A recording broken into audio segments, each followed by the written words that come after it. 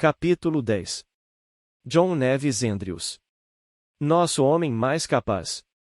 Um bosque aguardou com paciência que o homem e seus filhos bando de índios rastejou silenciosamente até a extremidade chegassem ao milharal.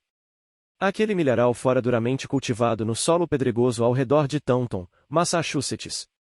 Foram separadas as pedras, metro a metro, e caprichosamente empilhadas para formar um muro marcando o campo. Logo depois do romper do dia, Esdras Andrews e 4 de seus filhos apareceram, com uma espingarda em uma das mãos e a enxada na outra. Apoiaram as armas contra o muro de pedra e começaram a trabalhar nas longas filas de pés de milho. Não havia acontecido nenhum ataque de índios em muitos meses, e Esdras não estava muito preocupado quando começaram a trabalhar. Talvez a falta de uma atividade visível dos índios tenha dado motivo a que os homens descuidadamente tivessem deixado aumentar a distância entre eles e suas espingardas. Mas os índios, pintados para a batalha, observavam atentamente. De súbito, com gritaria e brados de guerra, saíram correndo do bosque, impedindo o acesso dos homens brancos às espingardas. Sem poder alcançar as armas, Esdras e seus filhos correram para o bosque e tentaram defender-se arrancando pequenas árvores e usando-as como armas. Todavia, 5 homens e alguns pequenos troncos de árvore não podiam enfrentar a disposição hostil dos índios. As flechas e machadinhas atingiram o alvo e, um a um, os homens da família Andrews foram massacrados. A senhora Andrews ouviu o grito de guerra, os brados e berros. Correndo para a porta, viu com impotente horror enquanto seu esposo e 4 dos seus filhos eram mortos no milharal. Poucas dúvidas tinha ela de que os índios correriam até a casa e matariam o restante da família. Mas, enquanto esperava, petrificada de choque e medo, os sons do ataque diminuíram e um silêncio mortal se instalou sobre o milharal e o bosque adjacente. Dentro do alcance de sua visão e audição, nem sequer um animal ou ave se movia. Um longo período de silêncio a convenceu de que os índios se haviam retirado. Seu coração batia violentamente quando ela saiu para o campo, esperando, contra a lógica, que pelo menos um dos seus homens estivesse vivo. Mas nenhum sobrevivera. 8 membros da família Andrews se haviam reunido ao redor da mesa naquela manhã, planejando o dia enquanto tomavam seu farto de jejum de batatas fritas, biscoitos e molho, mingau de fubá e peru silvestre.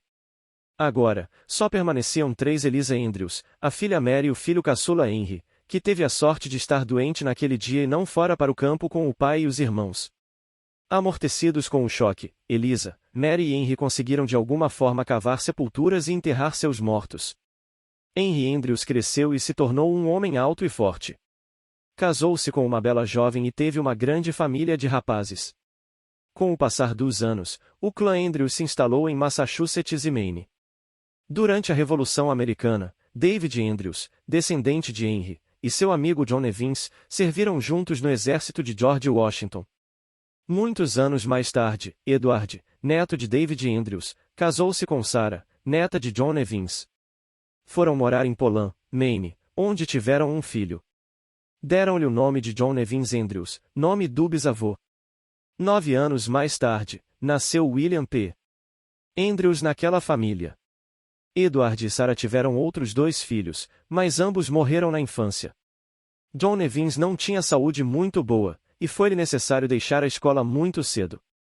A partir de então, estudou sozinho. Carregava sempre um livro consigo, e toda vez que tinha um momento livre, abria as páginas e assimilava algumas palavras ou uma frase com seu cérebro prodigioso. Tinha uns 13 anos quando aceitou a Jesus como seu Salvador. Especialmente afeiçoado à Bíblia, aprendeu sozinho a lê-la em grego, latim e hebraico.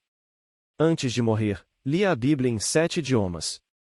Morou por pouco tempo com seu tio Charles e tia Persis, em Dickfield, Maine, e frequentou a escola do Sr. Grover. Tia Persis ficou bem impressionada com John, embora o considerasse desajeitado e relapso nas tarefas, e não muito caprichoso. Ele media 1,82 metros e calçava botas de tamanho maior que o normal. Ela achou que ele era um estudante promissor, muito correto, e com voz notável para a leitura. A tia decretou que ele tinha um bom senso de primeira categoria, sempre optava pelo melhor. O tio Charles via futuro no sobrinho e tentou convencê-lo a ir para a universidade e se tornar advogado. Esperava até que se tornasse um político, como ele próprio. Ofereceu-se para pagar todas as despesas com os estudos, incluindo roupa e manutenção. Como aquilo parecia significar muito para o tio Charles, John não quis desapontá-lo e lhe disse que pensaria no assunto. Mas, na realidade, John não estava interessado. Amava Jesus Cristo e queria que outros o conhecessem também. Assim, afinal teve de contar ao tio que agradecia o bondoso oferecimento, mas tinha um compromisso anterior e superior. Sua decisão encontrou desaprovação da parte do seu estimado tio. Charles Andrews era considerado rico, e membro do Congresso. Pesquisas mais recentes indicam que ele não era tão próspero, e foi congressista durante apenas alguns meses antes de morrer de tuberculose, em 1852. A família de Edward Andrews assistira a algumas palestras nas quais ouviram do breve retorno de Jesus. Todas as noites, Papai Andrews examinava cuidadosamente todos os textos apresentados durante o último sermão. Ao estudar esses textos, descobria que correspondiam ao que o ministro dissera. Assim, ele e a família aceitaram o novo ensino e se tornaram milleritas. Havia muito preconceito contra os que aguardavam a breve vinda de Jesus, e a família Andrews suportou o seu quinhão de ridículo e sarcasmo. Certa noite, pouco depois de ter aceitado a mensagem millerita, John estava acompanhando um amigo de mais idade, o Sr. Davis, até a reunião. De repente, um grupo de rapazes desordeiros parou diretamente na frente deles, bloqueando a passagem, e um deles ameaçou bater no Sr. Davis com seu pesado chicote. John colocou-se na frente do amigo e disse corajosamente ao chefe da gangue: "A Bíblia diz que devemos levar os fardos uns dos outros. Se vocês vão espancar o Sr. Davis, devem espancar a mim também." O líder ficou desconcertado diante da coragem do jovem. Tentando ocultar o chicote sob o braço, disse-lhes envergonhado que fossem adiante, resmungando: "É feio demais bater num mero rapazinho." Descobrindo o sábado. Após o grande desapontamento de 22 de outubro de 1844, a família Andrews trouxe para sua casa uma família de sobrenome Sovell, a qual tinha vendido tudo o que possuía para ajudar a contar aos outros que Jesus estava voltando.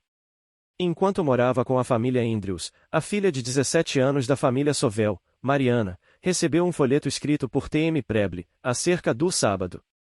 Mariana leu e acreditou nele, e depois deu o folheto ao seu irmão Oswald. Após examinar os textos citados no panfleto, Mariana e Oswald se convenceram da verdade e guardaram o sábado seguinte da melhor maneira que puderam. Oswald teve a curiosidade de saber o que John Andrews acharia do panfleto. Ele era um grande estudioso da Bíblia e saberia o que ela realmente ensinava. Mariana levou o folheto a John e lhe pediu que o lesse. Ele o fez e ficou chocado. Podia ser verdade aquilo? Teriam observado como santo o dia errado aqueles anos todos? Ele começou a estudar o assunto, procurando todos os textos e comparando um com o outro. Quanto mais estudava, mais convencido ficava quanto às verdades expostas no panfleto de Preble. Em pouco tempo, tanto a família Andrews quanto a família Sovell estavam guardando o sábado. Não demorou para que outras 7 famílias em Paris, Maine, fizessem parte do grupo, incluindo a família de Cyprian Stevens. A futura esposa de J. N. Andrews e também a de Urias Smith eram filhas dessa família. Fanatismo entre os crentes. Ellen White precisou enfrentar muito fanatismo em Paris, Maine, em meados da década de 1840.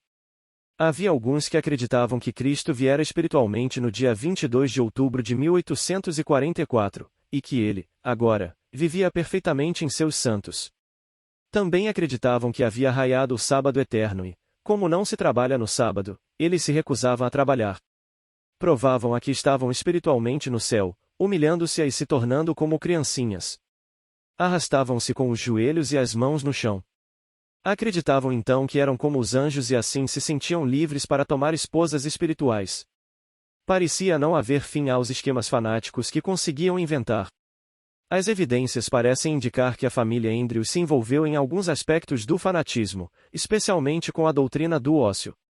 Percy Sibley Andrews escreveu no seu diário em março de 1846: "Exortamos o irmão Edward, que pobre e iludido homem junto com sua família ainda crê na breve volta de Cristo e que o dia da graça passou este ano. Eles não têm trabalhado por mais de 2 anos e vivem na constante expectativa de que, a qualquer momento, o mundo será consumido pelo fogo. Gastaram praticamente todos os bens de sua pequena comunidade de santos e quase exauriram a caridade e a paciência dos seus amigos." Edward disse que já estava esperando que fossem obrigados a ir trabalhar. Algumas outras famílias bem situadas, com propriedades de 3 a 4 mil dólares, gastaram tudo o que possuíam e, o que é pior, impediram os filhos de ir à escola e de aprender a trabalhar, educando-os apenas em cantilenas e ilusão. O fanatismo dividiu o grupo de Paris, que não se reuniu por vários anos. Mais uma visita de Tiago e Ellen White, em 1849, foi o ponto de partida de dias melhores para os crentes dessa localidade. Pais, filhos e companheiros de fé confessavam seus pecados uns aos outros, e um genuíno reavivamento lhes empolgou as fileiras. Ellen White o descreveu como um oásis no deserto. Foi nessa reunião que o jovem John Andrews exclamou: "E eu trocaria 1000 erros por uma verdade." Nessa mesma reunião, ele também tomou a decisão de pregar as novas do sábado e da breve volta de Jesus. Ele não só pregou, como escreveu muitos artigos para o novo jornal da igreja, o Advent Review and Sabbath Herald. Pregador de manutenção própria. Durante os 5 anos seguintes, J.N. Andrews literalmente se desgastou viajando de um lugar para outro, em busca de pessoas que desejavam ser salvas.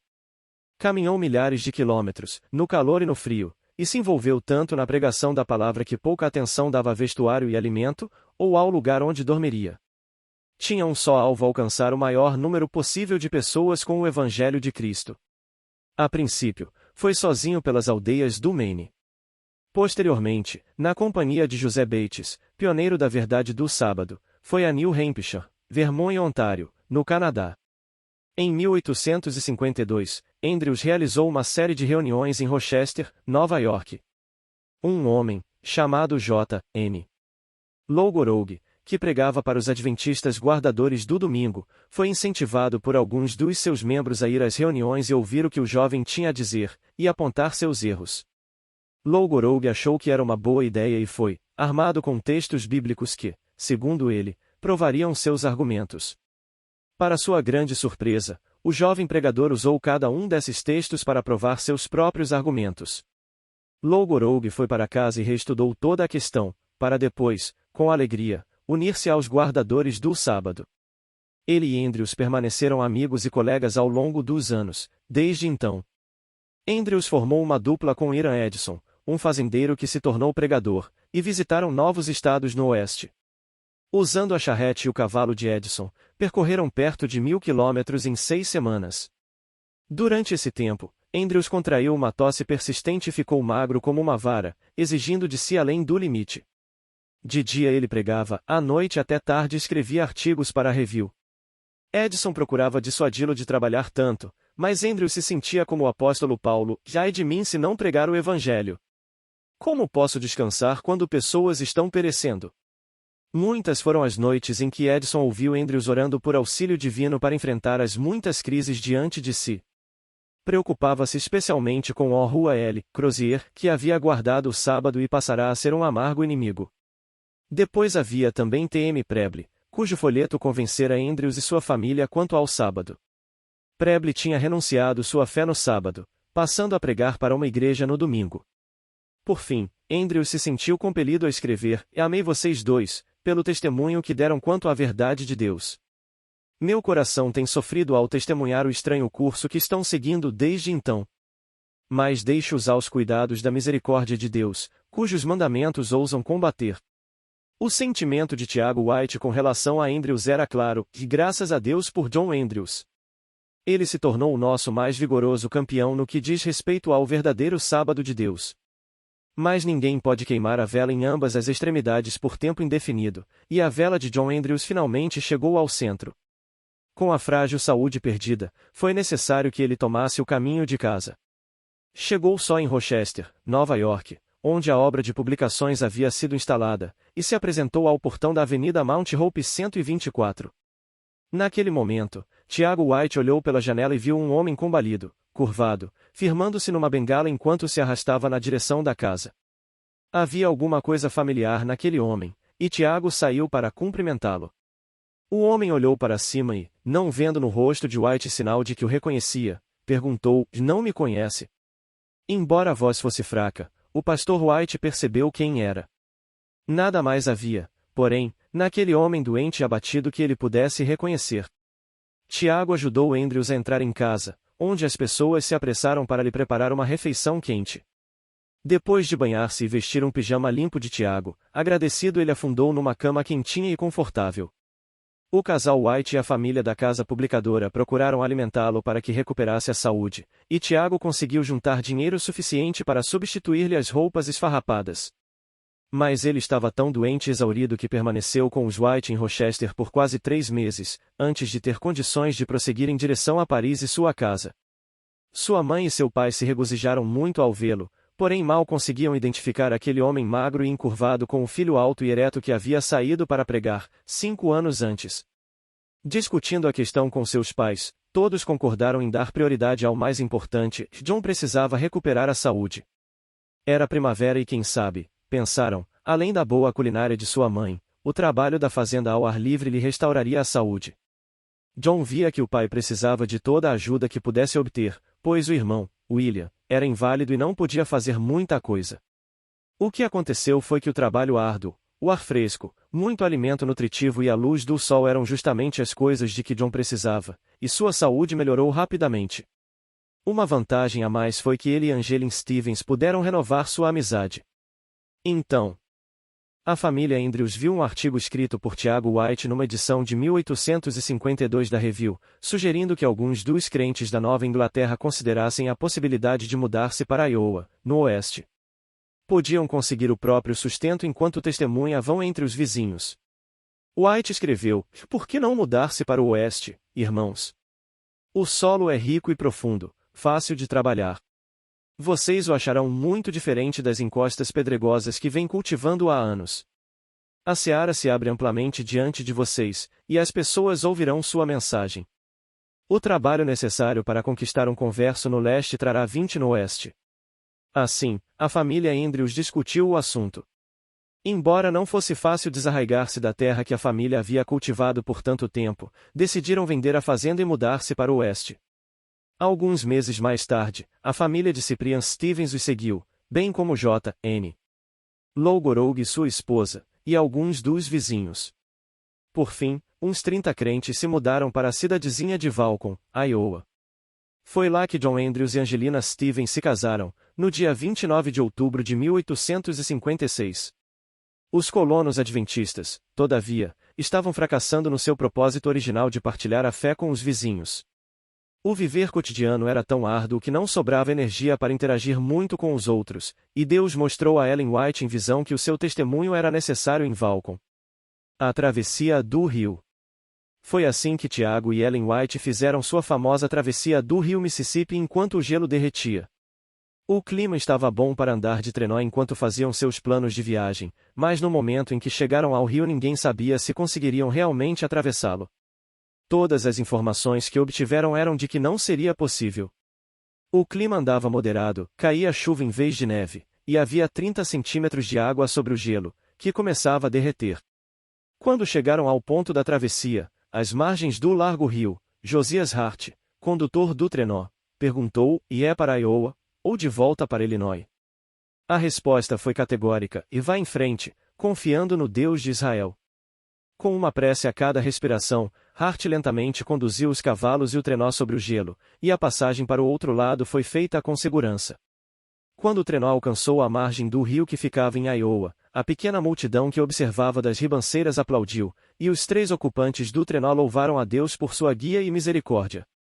Vários espectadores disseram que não teriam tentado aquela travessia por dinheiro nenhum. Sabiam que o gelo se havia rompido sob vários trenós, cujos condutores mal escaparam com vida. Tiago e Ellen foram recebidos de maneira fria em Valcon. Cartas vindas do leste haviam levado os crentes a perder a confiança no casal White e na obra que faziam para o Senhor. Mas Ellen sabia que o Senhor a enviará até lá e tinha um trabalho para ela fazer, e foram tomadas providências para a realização de reuniões que começariam naquela mesma noite. Com as mensagens que Ellen trouxe de Deus e as explicações sobre alguns assuntos polêmicos, a atitude dos residentes em Valcon começou a descontrair-se. Então, numa das reuniões, Ellen White teve uma visão que afetou muitos presentes. Pessoas foram conquistadas pela intervenção direta do Espírito Santo.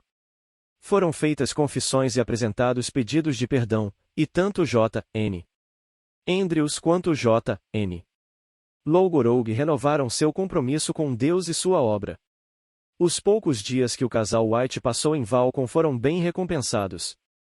Lou Gorogue retornou para Michigan com o casal, e John Andrews permaneceu em Valcon por mais 2 anos, pregando na região e adjacências. O Diário de Angelin. Durante esses anos, John e Angelina tiveram um filho, Charles Melville, nascido no dia 5 de outubro de 1857. Ocorreu uma tragédia no ano seguinte, quando o pai de Angelina, Cyprian Stevens, foi picado por uma cascavel. Ele viveu 5 dias em agonia, antes de sofrer uma morte torturante. O Diário de Angelina Andrews mostra alguns vislumbres da família. Ela conta que Charles era um austero companheirinho, muito interessado em suas letras. Ela sentia uma falta terrível de John quando estava fora, pregando, mas sempre desejou que ele fizesse o que achava certo e bom. Certa vez, ela andou 11 quilômetros, ida e volta, esperando encontrar uma carta de John no correio. Mas não havia nada.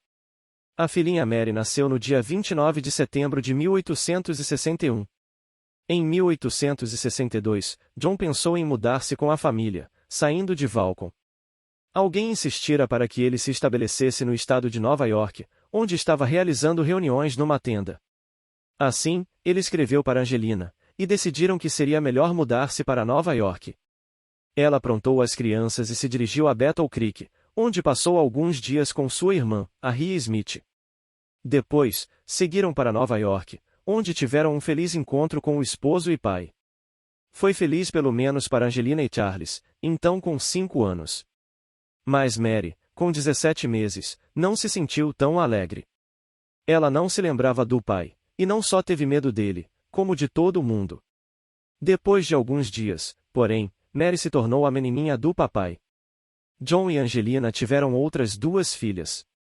O bebê que nasceu em 1863 viveu apenas 4 dias. Foi a primeira a ser sepultada no jazigo da família, no cemitério Mt. Hope, em Rochester, Nova York. Carrie Matilda nasceu no dia 9 de agosto de 1864 e morreu com disenteria cerca de 1 mês após o seu primeiro aniversário. Na época do falecimento da pequena Carrie, seu pai receberá uma incumbência especial de visitar o chefe-geral da Polícia Militar em Washington, D.C. Sua missão particular era obter o status de não combatentes para os adventistas do 7º dia.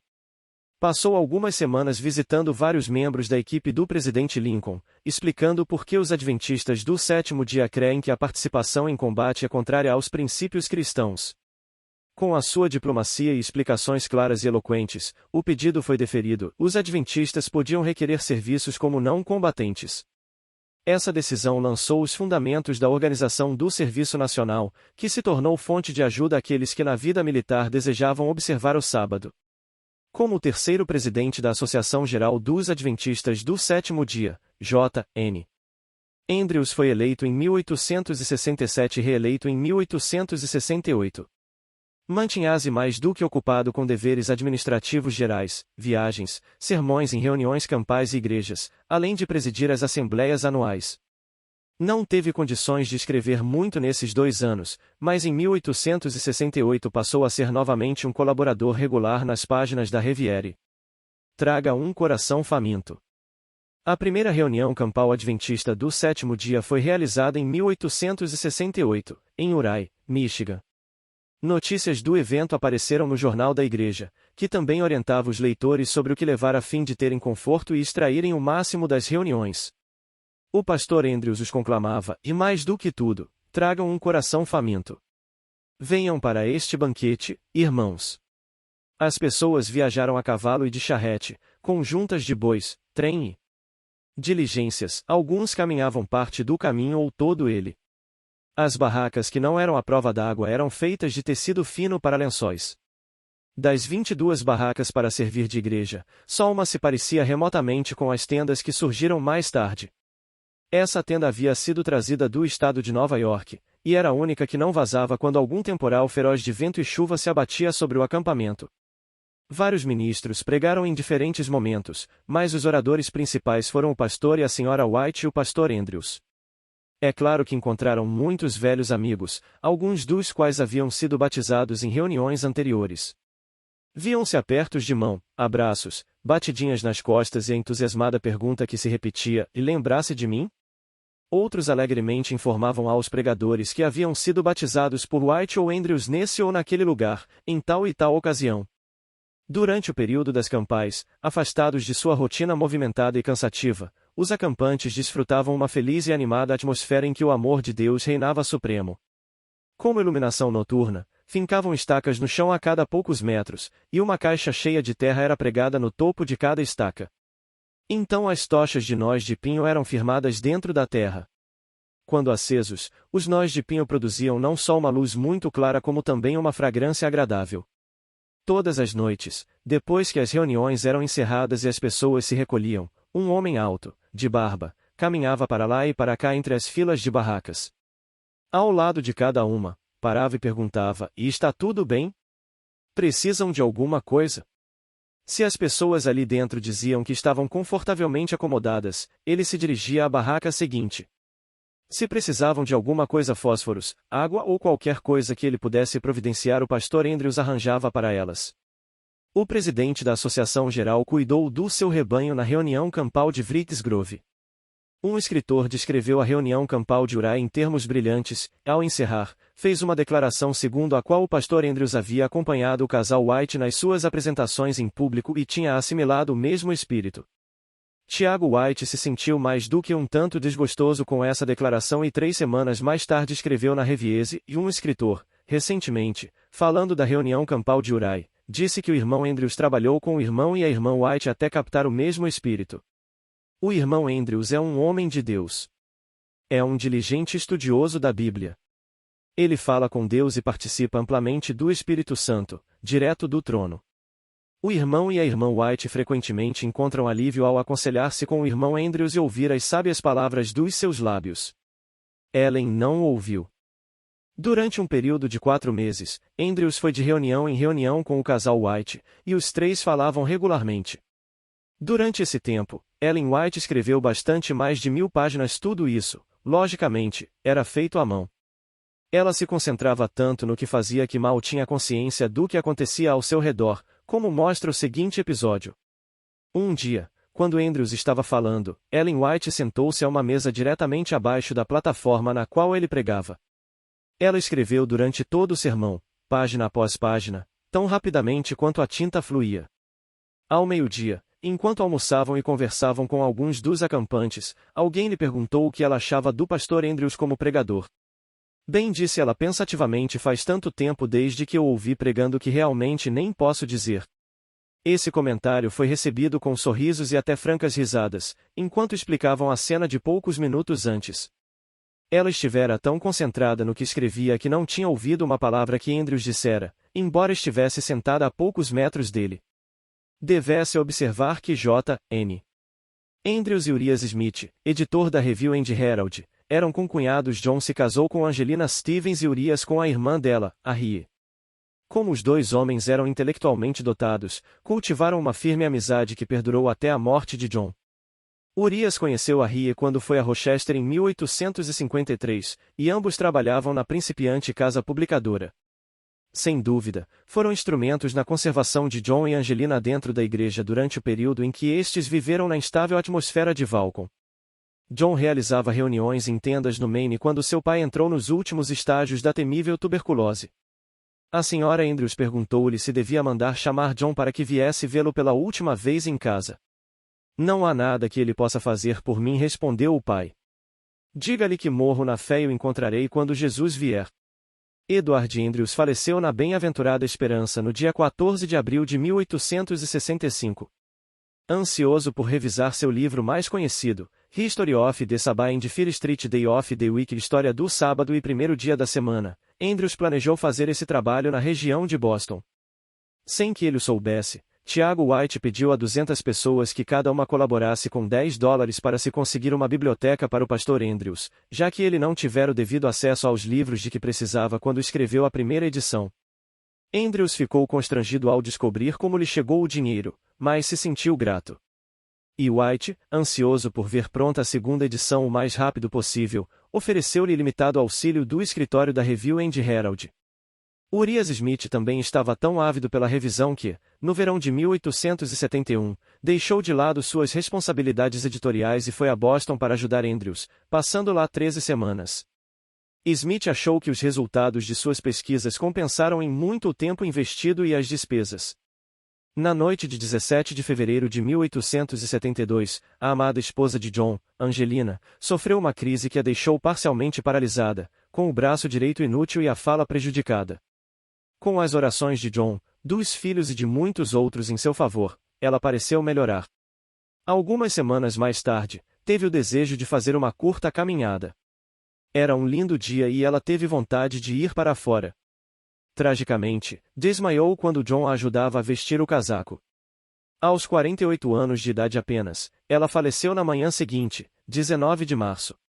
Seu esposo prestou homenagem a Angelina na review, escrevendo: "Registro aqui o fato de que ela fez o máximo em seu poder para ajudarem a sair para o labor na causa de Deus, e nunca reclamou quando eu permanecia longo tempo ausente. Durante o período todo de nossa vida conjugal, nenhuma palavra indelicada se ouviu entre nós, e nenhum sentimento contrariado existiu em nosso coração." John continuou seu trabalho para o Senhor, mas talvez por causa da morte tão repentina de Angelina e de sua relativa pouca idade, parece que não conseguia superar o luto. Mudou-se para South Lancaster, Massachusetts, e, quando viajava, as crianças ficavam com a família Harris. Comentava-se que J.N. Andrews recitava a Bíblia toda de memória. Quando J.N. Lowgorow lhe perguntou se era verdade, ele respondeu que, se o Novo Testamento fosse destruído, conseguiria reescrevê-lo. Mas não tinha tanta certeza de fazer a mesma coisa com o Antigo Testamento. Os primeiros missionários no exterior. Na Assembleia da Associação Geral de 1874, J.N. Andrews deu um passo corajoso e significativo. Aceitou a indicação da Associação Geral no sentido de que fosse para a Europa a fim de lá estabelecer a obra dos Adventistas do Sétimo Dia.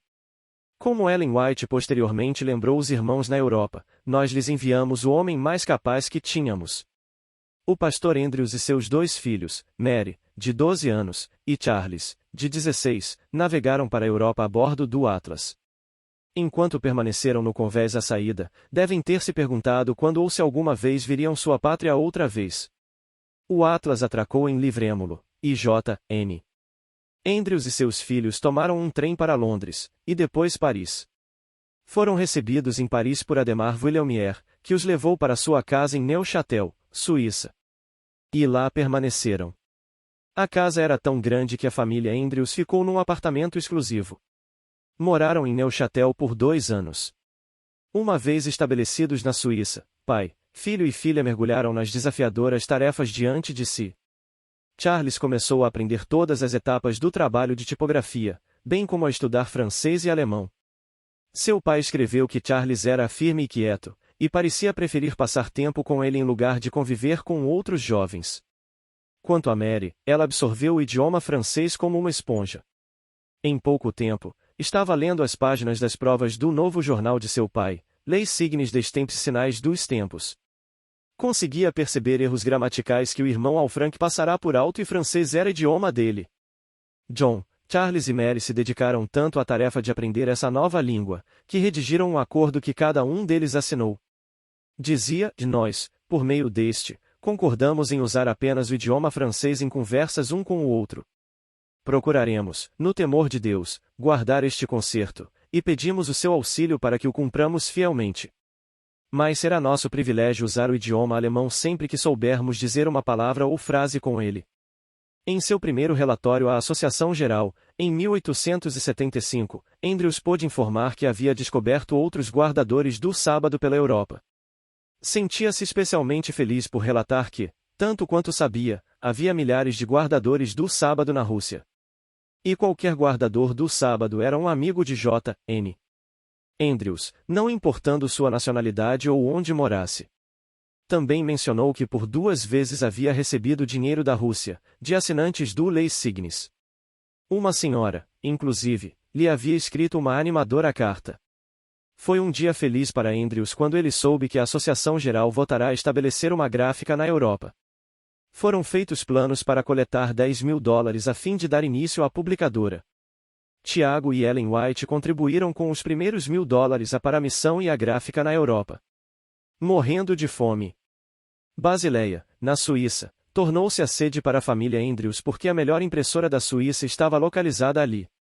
Foi em Basileia que apareceu o primeiro exemplar de Leis Signes des Temps, em julho de 1876. Calcula-se que, num período de 7 anos, J.N. Andrews tem escrito mais de 480 artigos, ou uma média de 5 ou 6 por mês, para Leis Signes des Temps. Obviamente, o jornal tomava grande parte do seu tempo. Era ele o principal colaborador, bem como o tradutor de artigos da review escritos pelos líderes nos Estados Unidos. Ele também planejou publicar periódicos em alemão e italiano. Andrews fez mais do que lançar a obra de publicações na Europa, ele realizou muito trabalho pessoal também. O contato pessoal foi uma de suas motivações para estudar os idiomas com afinco, pois precisava falar a língua para fazer o contato. Os governos de alguns países europeus dificultavam para as organizações protestantes o aluguel de igrejas ou salas para a realização de reuniões, de modo que, muitas vezes, as reuniões aconteciam em casas particulares. Até mesmo essas reuniões eram frequentemente dissolvidas, e assim era quase impossível dirigir séries de evangelismo público. Muitos dos contatos conversos de Andrews se faziam por correspondência. O Dr. H. P. Hibton, da Itália, era um dos mais fiéis correspondentes de Andrews, tendo recebido alguns dos seus folhetos e outras publicações de Basileia. Em 1877, Andrews teve a oportunidade de visitar a família Hibton, em Nápoles.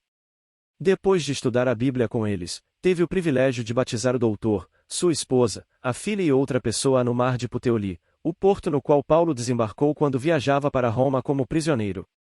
Através dos esforços perseverantes do Dr. Hibton, dentro de um ano 22 pessoas aceitaram a mensagem do Advento em Nápoles. 3 anos após a chegada à Suíça, John contraiu pneumonia. Foi chamado um médico para tratar dele, e quando o doutor abriu a camisa para examiná-lo, exclamou, "E ora, este homem está morrendo por falta de comida." Era verdade, pois além do pesado fardo do trabalho, o pastor Andrews procurava economizar tudo o que podia nos itens de manutenção, inclusive o alimento, para promover a obra do Senhor. Ele e seus filhos viviam basicamente do pão branco da padaria local, mingau, batata e, às vezes, repolho. Usavam pouco leite ou manteiga, e praticamente nada de frutas. Infelizmente, seu regime alimentar carecia das vitaminas e dos minerais necessários para a saúde. John falava de sua empregada como a pior cozinheira a que ele conhecia. Além disso, as instalações para banho e higiene eram extremamente deficientes e insalubres. Não era de admirar, portanto, que John e Mary, bem como outros obreiros, tivessem adoecido. Mas as coisas estavam melhorando. Novos obreiros chegaram dos Estados Unidos para ajudar Andrews no trabalho. Ele ficou entusiasmado diante da perspectiva e aproveitou a oportunidade para recebê-los em Londres. Uma alegre vantagem a mais nessa viagem era que ele poderia comprar suprimentos para a editora enquanto lá estivesse. No porto, conheceu o pastor e a senhora William Ings, e a senhorita Maud Sisley, que foram enviados para ajudá-lo no preparo de manuscritos. Também se encontrou com o pastor William M. Jones, seu amigo que dirigia o trabalho dos Batistas do Sétimo Dia, em Londres. Jones convidou Andrews para pregar nos 2 sábados em que lá esteve. As reuniões obtiveram tanto sucesso que o pastor J.N. Logorogue foi enviado à Inglaterra para continuar o trabalho com os interessados. Em Basileia, a senhora Ings assumiu a cozinha e o cuidado da casa. Ficou espantada diante da vida paupérrima que Andrews e os filhos levavam. Mas se encarregou do assunto e escreveu animadoramente para Ellen White que encontramos aqui tudo o que é necessário para viver de maneira saudável, e como temos um fogão para assar nosso pãozinho, estamos felizes. Quando o pastor Andrews se preparou para assistir à Assembleia da Associação Geral em 1878, decidiu levar Mary consigo, pois tinha quase certeza de que ela contraíra tuberculose. Assim que eles chegaram a Battle Creek, os médicos confirmaram seus piores temores. Apesar das advertências do Dr. Kellogg de que a tuberculose era contagiosa, John passou cada minuto possível ao lado da cama de Mary, prestando-lhe todos os cuidados que um pai amoroso prestaria. Mary, com apenas 17 anos de idade, morreu no dia 27 de novembro. O pastor Andrews a sepultou ao lado da mãe e das duas irmãzinhas no cemitério Mt. Hope, em Rochester. John estava sozinho nos Estados Unidos e Charles ficará sozinho na Europa. Haviam perdido o único outro membro da família, e não puderam nem mesmo chorar juntos. Charles escreveu de modo encorajador para o seu pai: "E nossa separação será breve e então, se formos fiéis, encontraremos nossos queridos. Por isso, papai, não desanime. Oramos muito por você." A senhora White escreveu para John: "Nossos profundos sentimentos estão com você em sua grande tristeza, mas não nos entristecemos como aqueles que não têm esperança. Mary, querida e preciosa menina, descansa." Era a companheira de suas tristezas e esperanças frustradas. Com os penetrantes olhos da fé, você pode antever sua Mary, com a mãe e outros membros da família, respondendo ao chamado do doador da vida e levantando-se triunfante sobre a morte. O Senhor o ama, meu querido irmão. Ele o ama. Ela também aconselhou o pastor Andrews a casar-se novamente, mas ele não conseguia sequer pensar em dar esse passo. O seu luto por Angelina era pesado e ele disse que sua afeição parecia incapaz de afastar-se dela e aceitar alguma outra, por mais digna que seja. Mas reconheceu que ele e seus filhos teriam vivido muito melhor caso tivessem ao cuidado de alguma boa mulher. Andrews permaneceu nos Estados Unidos por mais um ano após o falecimento de Mary. Na viagem de volta à Europa, desembarcou em Glasgow, onde passou momentos agradáveis conversando com amigos. A caminho de Londres por trem, sentiu calafrios e febre, algo que o havia acometido de quando em quando através dos anos. Por experiências anteriores, ele sabia que sofreria uma enfermidade prolongada. Conseguiu chegar à casa de seu velho amigo, J. N. Lowgoroge, que realizava obra missionária em Londres. Ele e a esposa receberam Andrews em casa, cuidando dele ao longo de muitas semanas de enfermidade e convalescença. Foram 3 meses até que ele pôde retornar a Basileia. Durante o tempo em que esteve doente em Londres, sentiu-se especialmente animado ao saber de um mercador turco que havia lido um exemplar de Leis Signis des Temps e agora aguardava o sábado. De volta a Basileia, Andrews nunca chegou a recuperar completamente a saúde. Andava tão fraco que na maior parte do tempo ditava cartas e artigos, bem como cuidava dos assuntos da igreja, deitado na cama. Mas sua mente continuava aguçada como sempre, e ele produzia artigos em inglês, francês, alemão e italiano.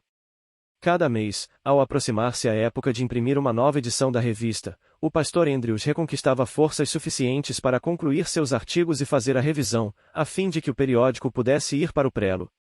Depois, continuava exausto até o momento do número seguinte. Esperando que alguma coisa nova tivesse sido descoberta no mundo da medicina, ele chamou o mesmo médico que antes o havia examinado. Conversaram com franqueza e John perguntou o que havia realmente de errado com ele, e se chegaria a recuperar as forças. "Quer saber a verdade, Sr. Andrews?" perguntou o médico. "Sim, doutor. Seja o que for que o senhor tiver a dizer, saberei lidar com isso." "Bem, lamento dizer-lhe, Sr. Andrews, mas o senhor está com tuberculose. Ela está avançada e um dos pulmões já quase se foi. O outro está gravemente afetado. Não lhe posso oferecer nenhuma esperança de recuperação." Ao saber da grave condição do pastor Andrews, a comissão da Associação Geral votou dedicar um dia de oração e jejum para rogar por seu restabelecimento. A notícia foi publicada na Reviesse, marcando a data de 24 de julho de 1880. Depois desse dia, ele se reanimou um pouco, sentindo-se bem melhor do que nos últimos tempos. Mais tarde naquele ano, o pastor S.N. Askell foi enviado à Suíça para animar e ajudar o pastor Andrews no trabalho. Askell viu logo que eram necessárias instalações mais amplas para expandir a obra e aumentar a equipe de trabalho. Em conselho com os obreiros franceses, decidiu-se alugar um prédio que tinha mais do que o dobro do espaço do lugar antigo. Sabendo que o pastor Andrews não tinha forças nem coragem para sequer pensar num empreendimento assim, e sem contar-lhe sobre a mudança, Askell alugou um cavalo e charrete, e os dois passaram o dia no campo. Quando retornaram, a mudança havia sido realizada, e Andrews ficou atônito ao descobrir que haviam melhorado muito suas condições de moradia. Estranho como possa parecer, o pastor Andrews não recebia um salário regular. Sem ter ideia de como as despesas na Europa diferiam daquelas nos Estados Unidos, a comissão da Associação Geral havia adotado uma atitude de esperar para ver. Nesse meio tempo, várias quantias de dinheiro lhe foram enviadas para o trabalho, e ele podia descontar suas despesas desse fundo. Infelizmente, o dinheiro não era enviado com muita regularidade. De qualquer maneira, Andrews não se sentia à vontade para tirar dinheiro desses recursos a fim de suprir as próprias necessidades. Como resultado, ele e seus filhos viviam na pobreza. J.N. Andrews era um homem dedicado a espalhar o evangelho a toda a nação, tribo, língua e povo, mas lastimavelmente deixava a desejar em alguns aspectos práticos da vida. Ellen White havia sabiamente insistido para que ele se casasse de novo, pois uma mulher em casa teria tornado a vida deles mais confortável e bem organizada. Se ele tivesse atendido ao conselho, as coisas teriam sido muito diferentes, e é bem provável que tanto ele quanto Mary tivessem vivido mais tempo. Todavia, cada pessoa age dentro de sua própria armadura, e foi esta armadura que Andrews escolheu usar de uma vida tão abnegada que destruiu a própria saúde. Talvez fosse tudo o que ele podia fazer. Trabalhando até o fim. Em 1883, Andrews passou o tempo todo confinado ao leito. Em sua última carta para Ellen White, um mês antes de sua morte, escreveu: "Entreguei o controle de tudo ao irmão Whitney. Ainda tento ler as provas do nosso periódico em francês, mas não tenho energia para preparar artigos. Não passo de um esqueleto e nem tenho tentado vestir minhas roupas por muitas semanas. Mas posso dizer que meus pés estão sobre a rocha dos séculos e que o Senhor me segura pela minha mão direita." Um dos seus últimos atos foi deixar em testamento os $500 que lhe restavam para serem usados na obra do Senhor na Europa. No outono de 1883, foi realizada uma importante reunião em Basileia, com a presença de representantes de vários países europeus. Durante as reuniões, muitos dos pastores foram ao seu quarto para conversar e orar com ele, mas no dia 21 de outubro vários foram solicitados a ir ao quarto dele para orar em seu favor de maneira especial. Enquanto a mãe de Andrews ficava ao seu lado, abanando-lhe o rosto, eles se ajoelharam ao redor da cama e uma vez mais rogaram por seu amigo. Quando se ergueram da oração, os encantadores raios do sol poente enchiam o quarto com uma luz dourada, quase como uma bênção. Permaneceram em silêncio por alguns instantes, cada um perdido em suas próprias reflexões. Anjos celestiais pareciam estar bem perto, na quietude dourada do quarto. Então, Albert Vuillemier, parado ao pé da cama, colocou seus óculos e olhou atentamente o semblante pacífico de seu irmão em Cristo. "Ora, ele está morto!" exclamou. Enquanto seus companheiros ministros oravam por ele, o pastor Andrews respirara pela última vez de modo tão sereno e tranquilo que nenhum deles percebeu. Que maneira apropriada de um homem modesto e despretensioso entrar no descanso! O pastor Andrews havia encarregado seu amigo e cunhado de não permitir que algum elogio aparecesse na Review and Herald em sua homenagem. Contra a própria vontade, Urias Smith atendeu esse pedido.